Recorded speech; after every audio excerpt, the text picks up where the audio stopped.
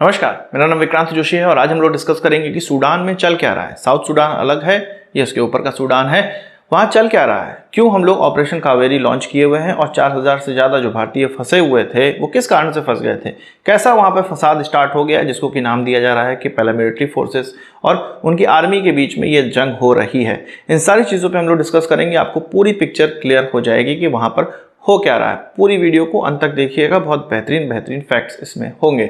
इस कहानी में दो हीरो हैं या आप कह सकते हैं दो विलन हैं। हीरो ये अपने आप को मानते हैं, विलन ये पूरी दुनिया के लिए हैं और अपने देश के लिए भी हो रहे हैं, पर ये मानते नहीं है, ये अपने आप को हीरो ही मानते हैं। इसमें एक जनरल अब्दुल फतेह अल बुरहान है जिसको कि हम लोग जनरल बुरहान के नाम से बोलेंगे आगे, और इसमें एक जनरल है मोहम्मद हमदेन दगालो जिसको कि हम लोग जनरल दगालो के नाम से आगे हम लोग बोलेंगे। इसमें एक आती है RSF यानी कि रैपिड सपोर्ट फोर्सेस, जिसका कि गठन, ये जो नाम है इसको 2013 में प्राप्त हुआ था। पर ऐसा नहीं है कि ये 2013 में ही बनी थी, इससे पहले ये एक मर्सिनरीज की तरह काम करती थी, हथियारों की तरह काम करती थी और इसका बहुत बड़ा हाथ है दरफोर के रेबेलियन से लड़ने में, जो कि उस समय जंजावीद मिलिशिया के नाम से जानती थी। और इनको ह्यूमन राइट के जो अलग अलग बॉडीज हैं उनके द्वारा मैन ऑफ नो मर्सी का नाम दिया गया था। मतलब ये इतने क्रूर हैं कि इनमें कोई भी दया का भाव है नहीं। ये मर्सनरीज या ये जो लड़ाके हैं ये यमन सीरिया में भी जाकर लड़ चुके हैं एमिरेट्स की फोर्सेस की तरफ से। और 2019 में इन्होंने अपने सबसे बड़ी चीज करी थी जब 30 साल से राज कर रहे प्रेसिडेंट को हटाया था जिसका नाम अल बशीर था। उस समय जो ये RSF की अगुवाई है वो जनरल डगालो के द्वारा की जा रही थी और अभी भी इसी के द्वारा इसकी अगुवाई की जा रही है। उस समय इसको एक पैरामिलिट्री फोर्सेस की तरह बनाया गया था जिसको कि जनरल डगालो के द्वारा लीड किया जा रहा था और अभी भी लीड किया जा रहा है। जब 2019 में इसने तख्ता पलट किया था तब ये कहा जा रहा था कि डेमोक्रेसी के लिए ये सब चीजें की जा रही हैं। उस समय इन्होंने 120 लोगों को मारा था और जब सिविल और मिलिट्री गवर्नमेंट एक बनने का प्रयास किया गया जिसमें कि जो प्रधानमंत्री था वो एक सिविलियन था और ये जो मिलिट्री जनरल थे ये भी उसी समूह का हिस्सा थे, और ये कहा गया था कि ये जो मिलिट्री और सिविलियन जो समूह बनाया गया है इसके द्वारा जो पावर ट्रांजिशन है उसको करने में आसानी होगी। और उसको उस समय की तत्कालीन गवर्नमेंट बताया गया था, एक इंटरिम गवर्नमेंट बताया गया था, 3 साल के अंदर वहां पर चुनाव करके डेमोक्रेसी लाना था। इस जो समूह है इसका भी विघटन करवा दिया गया, इसका भी कूप करवा दिया गया, इसका भी तख्ता पलट करा दिया गया अक्टूबर 2021 में, और इन्हीं दोनों जनरल के द्वारा ये सब चीजें की गई।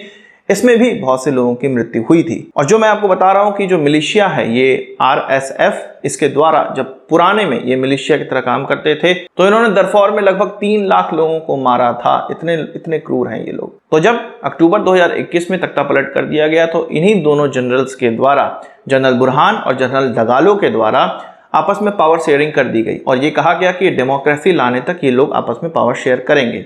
उस समय या अभी भी सूडान की मिलिट्री को जो गवर्न करता है वो जनरल बुरहान करता है और जो पैरामिलिट्री है जो कि RSF है इसको जनरल डगालो के द्वारा गवर्न किया जाता है। अब प्रॉब्लम यहाँ पर क्या आई, जब अभी ये ट्रांजिशन होने वाला था या चुनाव करवाने वाले थे ये लोग, डेमोक्रेसी लाने वाले थे, तो दोनों ही जो सेना प्रमुख हैं या आप कह सकते हैं दोनों ही जनरल हैं, उनके द्वारा जो अपना सोच था कि किस तरह से यहाँ डेमोक्रेसी लानी है उसमें अंतर आ गया। ये कहा जा रहा है कि जो जनरल बुरहान है वो पुरानी गवर्नमेंट जो कि अल बशीर की गवर्नमेंट थी उससे मिला हुआ है, उनके कुछ लोगों से मिला हुआ है और ये चाहता है कि यही प्रेसिडेंट बन जाए डेमोक्रेसी के माध्यम से भी।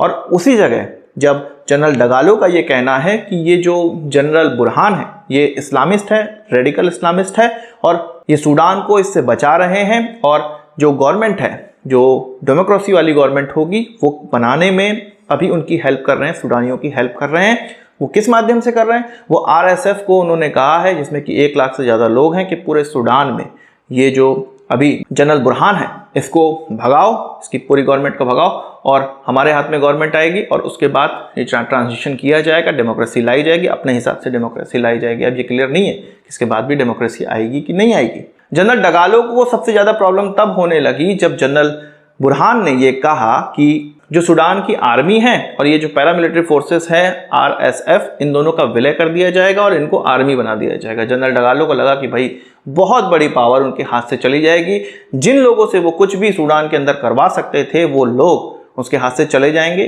तब से वहां से प्रॉब्लम स्टार्ट हो गई है और पहला अटैक 15 अप्रैल को किया गया था। जनरल डगालो कहता है कि पहला अटैक बुरहान की तरफ से करवाया गया था और बुरहान कहता है कि जनरल डगालो की तरफ से पहला अटैक करवाया गया था।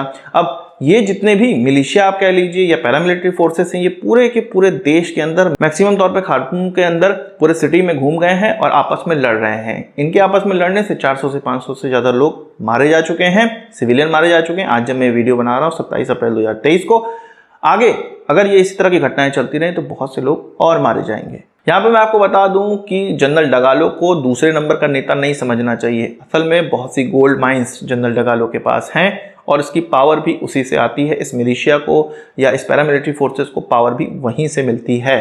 तो भले ही जनरल डगालो डिप्टी चीफ हैं और जो जनरल बुरहान हैं, अल बुरहान जिसकी की गवर्नमेंट है, दोनों के बीच में कड़ी टक्कर है। ये टक्कर रुकवाने का प्रयास बहुत से देश के लोग कर रहे हैं। कुछ लोग तो ये भी कहते हैं कि जो RSF है ये रशिया बैक्ड जो मिलिशिया है और यही रशिया के द्वारा करवाया जा रहा है। आपको क्या लगता है, ये सारी चीज़ें रशिया के द्वारा करवाई जा रही हैं? क्या चीज़ पूरी निकल कर सामने आएगी? आप में से बहुत से लोग इसके अलावा भी बहुत सी चीज़ें जानते होंगे, तो कमेंट बॉक्स में बताइएगा। और ये वीडियो आपको कैसी लगी? आपको बेसिक जानकारी सूडान में जो सिनेरियो चल रहा है उसके पता चल गई होगी। सिंपल बात यह है कि दो जनरल आपस में लड़ रहे हैं, उनके लोग आपस में लड़ रहे हैं इसीलिए कि अपने हिसाब से वो डेमोक्रेसी लाना चाहते हैं। सिंपल बात यह है कि वो डेमोक्रेसी के माध्यम से खुद प्रेसिडेंट बनना चाहते हैं और एक तरह से डेमोक्रेसी रहेगी पर राज उनको करना है, ये उनका सोचना है। आज के इस वीडियो के लिए बस इतना ही। आशा करता हूँ वीडियो पसंद आएगा, आपको बड़ा से जरूर देंगे। इस वीडियो संबंधित सवाल सुझाव हो कमेंट बॉक्स में जरूर लाइए। यदि आपने हमारा चैनल सब्सक्राइब नहीं किया उसे भी कर लीजिए, क्योंकि हम इस प्रकार की वीडियो लाते रहते हैं। नमस्कार, थैंक यू, जय हिंद।